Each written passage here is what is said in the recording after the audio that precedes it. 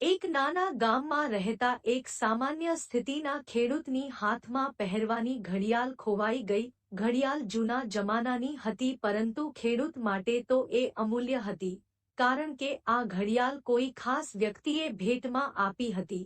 ઘડિયાળ શોધવા માટે ખેડૂતે આકાશ પાતાળ એક કર્યા. ગુસ્સામાં બરાડા પાડતા પાડતા ઘરનો એક ખૂણો જોયો, પણ ક્યાંય ઘડિયાળ ના મળી. એને વિચાર આવ્યો કે હું નાના બાળકોની મદદ લઉં, કારણ કે હું જ્યાં નથી જોઈ શકતો કે નથી જઈ શકતો ત્યાં આ બાળકો જોઈ શકશે અને જઈ શકશે.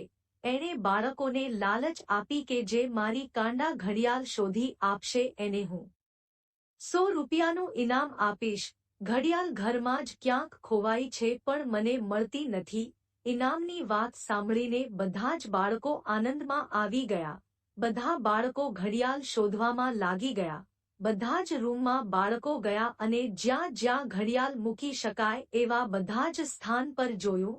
2 થી 3 કલાકની મહેનત પછી પણ પરિણામ શૂન્ય આવ્યું, એટલે બધા બાળકોએ નિરાશ થઈને ઘડિયાળની શોધના અભિયાનને ત્યાં જ પૂર્ણ કર્યું.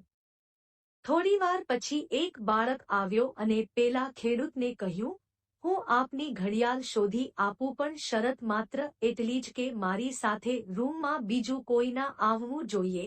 ખેડૂતને તો પોતાની ઘડિયાળ જોઈતી હતી, એટલે એણે તો બાળકની વાત સ્વીકારી અને પેલા બાળકે ઘડિયાળની શોધ આદરી.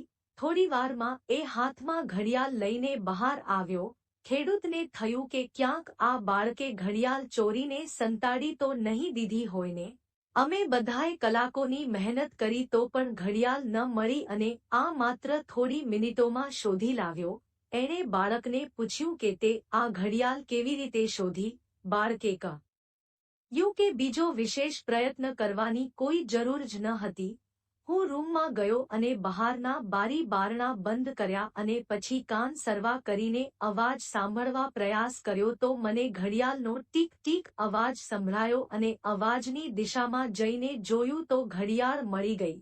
ઓરડાની શાંતિ ઘડિયાળ શોધવામાં મદરૂપ થઈ તેમ મનની શાંતિ જીવનમાં ઊભી થતી સમસ્યાઓનો ઉકેલ શોધવામાં મદરૂપ થશે.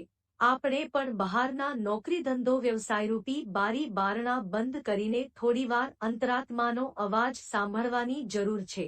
વિડિયો ગમ્યો હોય તો લાઈક કરો, શેર કરો અને ચેનલમાં નવા હોય તો ચેનલને સબસ્ક્રાઇબ કરો.